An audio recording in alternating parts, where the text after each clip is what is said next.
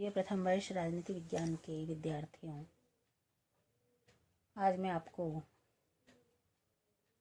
आपके द्वितीय प्रश्न पत्र प्रतिनिधि भारतीय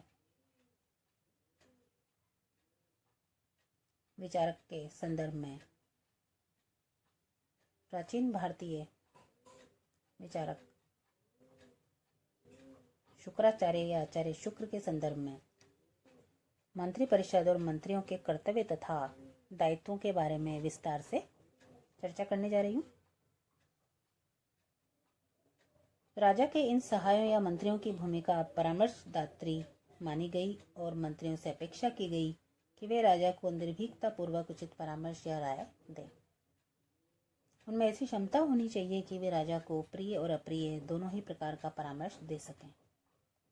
शुक्र के अनुसार मंत्रियों के परामर्श पर ही राज्य व कोष में वृद्धि, सेना का समुचित उपयोग तथा प्रजा का कल्याण निर्भर करता है। मंत्रियों को चाहिए कि वे जैसे भी हो सके राजा को बुद्धि और उद्योग से जागरूक रखें। ये मंत्री राजा के सुहृद या मित्र हैं और वे ही गुरु भी हैं। राग और मान मत से अंधे हुए तथा शत्रु संकट में पड़े हुए राजा के लिए मंत्री का परामर्श और चेष्टा ही सहारा या आश्रय होता है। राजा के लिए उचित है कि वे मंत्री जन के वचनों को ध्यान से सुने और उचित महत्व भी दे। शुक्र का विचार है कि राजा को मंत्रियों से मंत्रणा करनी ही है, किंतु उनके अतिरिक्त राजा को युवराज, अपने मित्रों, संबंधियों से भी परामर्श लेना आवश्यक है। मंत्रियों के दायित्व के उपयुक्त उल्लेख के बाद शुक्र ने विभिन्न मंत्रियों के दायित्व की पृथक से विवेचना भी की। प्रतिनिधि को राजा के हितकारी और अहितकारी कार्यों तथा कर्तव्यों व अकर्तव्यों को जानना चाहिए। प्रतिनिधि को चाहिए कि वे राजा को सत्कार्य व हितकारी कार्य करने की प्रेरणा दे तथा ऐसे कार्य करने से रोके जो राज्य के लिए अहितकर हैं। प्रधान के कार्यों को भी शुक्र ने सामान्यतः समीक्षा की प्रकृति का माना है। प्रधान का दायित्व है कि वे राजकीय कार्यों में उचित तथा अनुचित के बीच अंतर करें।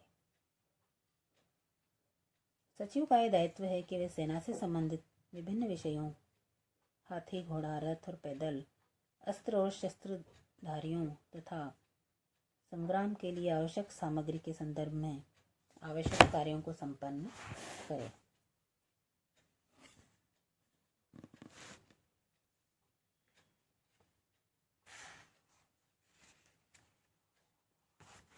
शुक्र ने मंत्री को समस्त राजकीय कार्यों में राजा को उचित परामर्श देने के लिए उत्तरदायी माना। प्रांग विभाग के दायित्व प्रमुखतया न्यायिक प्रकृति के माने गए। प्रांग विभाग को सभा में उपस्थित होकर और अन्य न्यायाधीशों के साथ मिलकर प्रमाणों, प्रत्यक्ष अनुमान, दृष्टांत, लोकशास्त्र आदि के आधार पर मुकदमों का निर्णय करना चाहिए।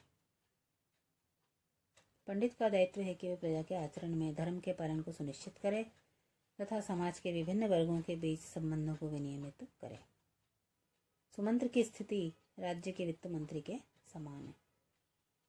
उसका दायित्व है कि वह वर्ष की आय व्यय तथा स्थावर और जंगम संपत्ति का विवरण राजा के सामने रखें। शुक्र ने अमात्य को शासन के राजस्व विभाग का सर्वोच्च अधिकारी माना गया है। इन सबके अतिरिक्त सर्व प्रमुख पदाधिकारी पुरोहित के दायित्वों की विवेचना की गई।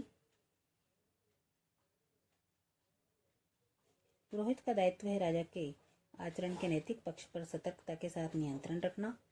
पुरोहित शासक के व्यवहार में धर्म को सुनिश्चित करेगा।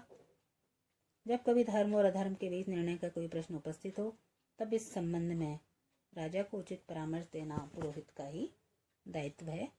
धन्यवाद।